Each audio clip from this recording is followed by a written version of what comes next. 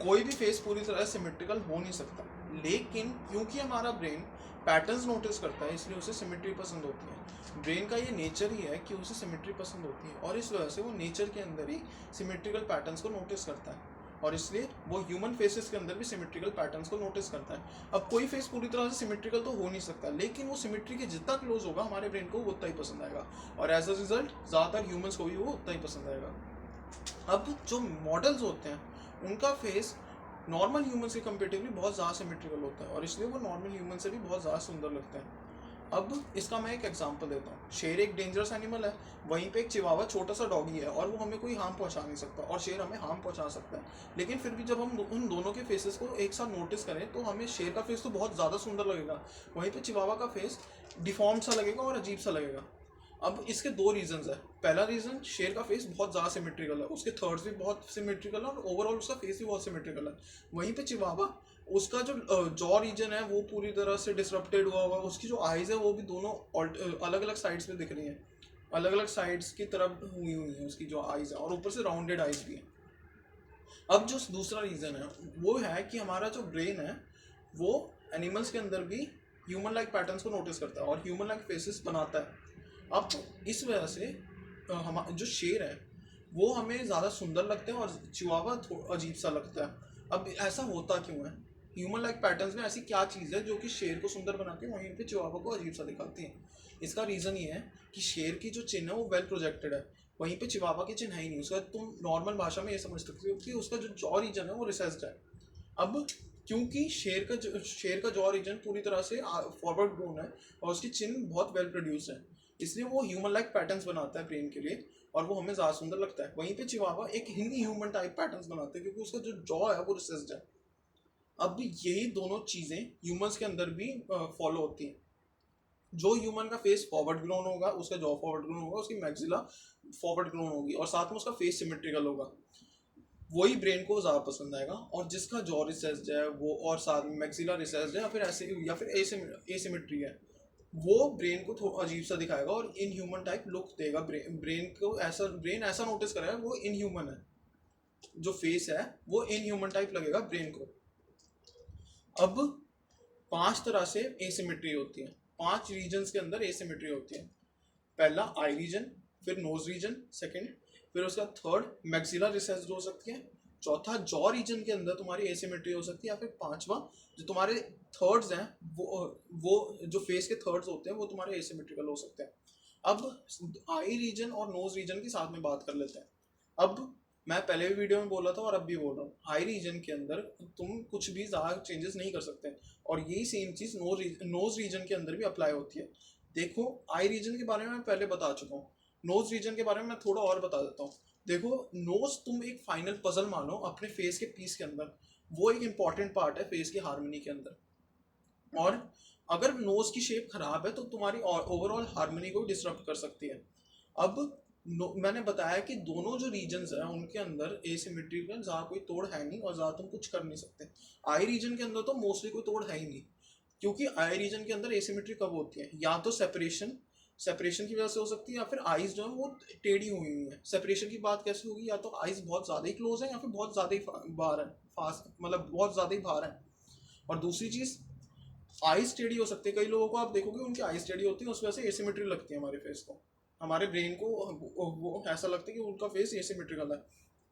अब इसके बाद नोज रीजन में मैं, क्योंकि वो भी मोस्टली जेनेटिकली डिपेंडेंट है तो उसमें तुम ज़्यादा कर नहीं सकते, लेकिन एक चीज़ है जिसके अंदर तुम काम कर सकते हो सिमेट्री के अंदर, वो मैं अभी बता रहा हूँ।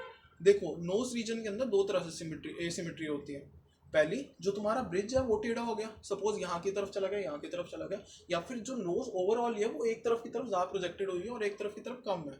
दूसरी चीज़, तुम्हारी नोज या तो तुम्हें ज़्यादा ही बड़ी लग रही है या फिर ज़्यादा ही छोटी लग रही है। अब जो ब्रिज वाला काम है उसमें तुम कुछ नहीं कर सकते, उसमें सिर्फ सर्जिकल रूट ही फॉलो होगा। लेकिन अगर तुम्हें अपनी नोज बड़ी लग रही है और तुम्हें अगर सपोज अपनी नोज भी मोटी लग रही है तो तुम्हें क्या करना है? अब इसका एक सोल्यूशन है कि तुम्हें अपनी जो मैक्सिला है उसको वेल प्रोजेक्टेड करवाना पड़ेगा, मतलब फॉरवर्ड ग्रोन कराना पड़ेगा। और वो कैसे होगी?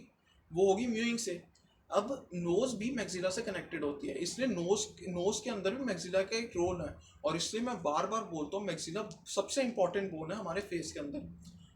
अब मैक्सिला फॉरवर्ड ग्रोन होगी तो जो नोज है वो हार्मनी के अंदर अगर तुम्हारी नोज तुम्हें ज़्यादा बड़ी दिख रही है तो उस मैक्सिला के साथ वो हार्मनी के अंदर आ जाएगी, और छोटी दिख रही है तब भी हार्मनी के अंदर आ जाएगी। तो तुम्हें मेन काम क्या करना है, नेजल ब्रिज है, नेजल ब्रिज में कोई प्रॉब्लम है उसका सिर्फ सर्जिकल रूट है। लेकिन अगर तुम्हारी नोज की शेप तुम्हें बड़ी या छोटी दिख रही है तो म्यूइंग करके देखो, और अगर तुम्हारी मैक्सिला फॉरवर्ड ग्रोन हो जाती है तो तुम्हारा फेस और बैलेंस लगेगा और साथ में तुम्हारी नोज भी बैलेंस हो जाएगी। अब इसके बाद बात आती है मैक्सिला का रिसेशन की। उसके बारे में पहले वीडियो में बता चुका हूँ, उसमें तुम देख सकते हो। अगर मैक्सिला का रिसेशन होगा वो वैसे ही ओवरऑल इनह्यूमन लुक देता है और वो बाकी पार्ट्स को भी डिस्टर्ब कर देता है। तो तुम्हें मैक्सिला के लिए मेन क्या करना है, म्यूइंग करनी है, और म्यूइंग से उसको वेल प्रोजेक्टेड करवाना है जिस वजह से तुम्हारा फेस और सिमेट्रिकल लगेगा।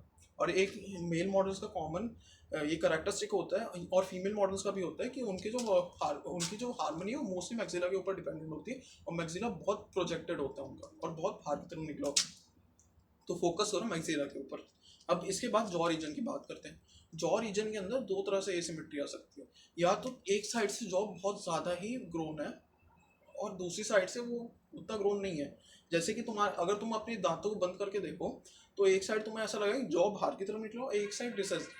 अब इस साइड से रिसर्च है तुम्हें ऐसा लगेगा।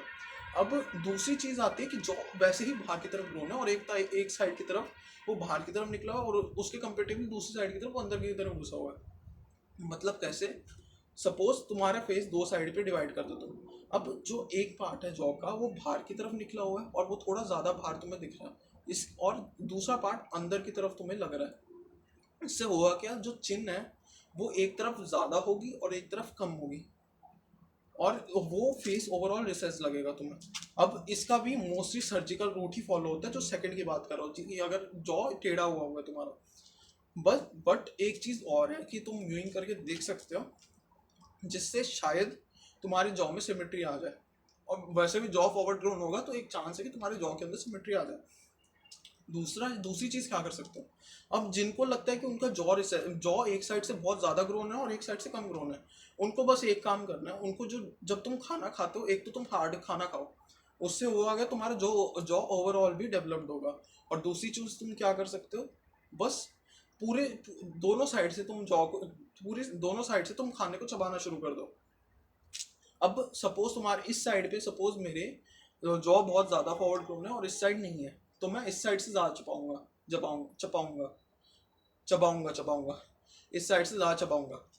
अब अगर मैंने इस साइड से ज़्यादा चबाया तो मैं ऐसा कर सकता हूँ, सपोज मैं 3 रोटियां खा रहा हूँ तो मैं इधर से 2 रोटियां चबा सकता हूँ और इधर से 1 रोटी चबा सकता हूँ। अब जब तुम्हें लगा है तुम्हारा जॉ बैलेंस हो गया, फिर दोनों साइड से इक्वली चबाना शुरू कर देना। उसके बाद फिर नॉर्मल चलते रहना और तुम्हारी आदत पड़ जाएगी। उससे तुम्हारा जो जॉ है वो ओवरऑल बहुत ज़्यादा डेवलप्ड हो जाएगा और साथ में वो एक स्क्वायर टाइप लुक देगा। अब इसके बाद इक्वल थर्ड्स की बात कर ले, फेशियल थर्ड्स की बात कर लेते हैं। मैंने बताया फेशियल थर्ड्स जितने इक्वल रहेंगे वो उतना अच्छा लगेगा लेंथ वाइज। अब मैं दो फेशियल थर्ड्स की तो इन्हीं जॉ और मैक्सिला के रिलेटेड ही बात कर चुका हूँ, क्योंकि जो मिडल फेशियल थर्ड है वो मैक्सिला पे डिपेंडेंट होता है और जो लास्ट वाला थर्ड फेशियल थर्ड है वो जॉ के ऊपर डिपेंडेंट होता है। तो अब इसमें एक चीज़ और आ जाती है कि तुम्हारा अगर सपोज जो फेशियल थर्ड है, तुम्हारा जो अपर फेशियल थर्ड है अगर वो ज़्यादा बड़ा हुआ है ज़रूरत से ज़्यादा तो वो एसिमेट्री कॉज करेगा। इससे जब लोगों को बाल्डनेस होती है तो वो पहले से ज़्यादा एज लगता है और थोड़े अजीब से लगते हैं, डिफॉर्म से लगते हैं। अब तुम्हें क्या करना है कि तुम्हें कोशिश करनी है कि तुम अपना फेशियल थर्ड्स में उनको जितना बैलेंस कर सकते हो उतना अच्छा है। और इसके ऊपर एक मैंने पहली वीडियो बनाई है, तुम उसे भी देख सकते हो। अब जो अगर तुम्हारे जो इस वीडियो के अंदर ही मैं मोस्टली, क्योंकि मैंने मैक्सिला और जो जॉ रीजन है उसको कवर कर लिया है, तो इसमें मैं अपर फेशियल थर्ड को कवर कर लेता हूँ। तुम एक काम कर सकते हो, अगर सपोज तुम्हारी जो हेयर लाइन है तो तुम्हें लग रहा है कि पीछे की तरफ जा रही है तो बालों को आगे रखना शुरू कर दो, या फिर अगर तुम्हारे वॉरियर्स करना है तो तुम बस कट करा लो। ये दो चीज़ें तुम अपर फेशियल थर्ड के लिए कर सकते हो। या फिर अगर तुम बाल उगाना चाहते हो तो मिनॉक्सिडाइल या फिर हेयर ट्रीटमेंट की तरफ जा सकते हो तुम लोग, वो तुम्हारे ऊपर डिपेंड करता है। अब इसमें मैं कहना क्या चाह रहा हूँ पूरे वीडियो के अंदर, देखो सिमेट्री जितनी तुम ज़्यादा कर सकते हो उतनी करो, जितने तुम पा सकते हो अपने फेस के अंदर सिमेट्री उतना अच्छा है। लेकिन जो अपर पार्ट है फेस का उससे ज़्यादा तुम उम्मीद लगाओ मत, और जो लोअर पार्ट है उस पर तुम ज़्यादा ट्राई करो। और जो खाने वाला पार्ट है वो तो सारे कर सकते हो, जिसको बस तुम्हें थोड़ा ट्राई मारना है कि तुम सारी साइड से खाना चबाओ, और तुम्हारा फेस जो तुम्हारा जॉ है वो ओवरऑल बहुत सिमेट्रिकल लगेगा। अब इसके बाद दो चीज़ें और आती हैं, एक तो होती है माउथ ब्रीदिंग एक तो होती है माउथ ब्रीदिंग की वजह से एसिमेट्री होती है कई लोगों को, वो तो मैंने बताया माउथ ब्रीदिंग छोड़ो, म्यूइंग करो, उससे हो जाएगा। और साथ में कई लोग सोते समय भी इसी माउथ ब्रीदिंग वाला पार्ट या तो मुंह खोल के सोते हैं या फिर एक साइड की तरफ जाके सोते हैं, उस वजह से भी रिसेशन कॉज हो सकता है। तो ट्राई करो कि तुम जितना सीधा सो सकते हो उतना अच्छा हो। अब दूसरा पार्ट आता है फैट लॉस का। देखो पहले मेरे को भी लगता था कि मेरी नाक बहुत एसिमेट्रिकल है, मेरा फेस बहुत एसिमेट्रिकल है, लेकिन जब मैंने फैट लॉस किया तो मेरे फीचर्स और बाहर की तरफ निकल गए। मेरे को तब पता लगा कि मेरी बोन सिमेट्रिकल है या नहीं है। ठीक है, तो तुम्हें अभी अगर तो सपोज तुम मोटे हो और तुम्हें लग रहा है तुम्हारे फेस के अंदर एसिमेट्री है, तो बहुत हाई चांस है कि अगर जब तुम पतले हो तो तुम्हारा फेस सिमेट्रिकल लगे पहले से ज़्यादा। तो मेन तुम्हें काम क्या करना है, अब फेस एसिमेट्री से पहले तुम्हें अपना जॉ को, बस तुम्हें यही करना है कि एसिमेट्री को क्योर करने के सोचने से पहले तुम फैट लॉस के बारे में सोचो। और जो तुम चीज़ कर सकते हो जैसे कि म्यूइंग और साथ में जो खाना चबाने की टेक्निक है कि हर साइड से चबाना है वो करो। बाकी एसिमेट्री पे ज़्यादा ध्यान मत दो, उससे ज़्यादा फैट लॉस करो। और अगर तुम्हारा फेस पतला होगा तो ओवरऑल वैसे भी सिमेट्रिकल लगेगा।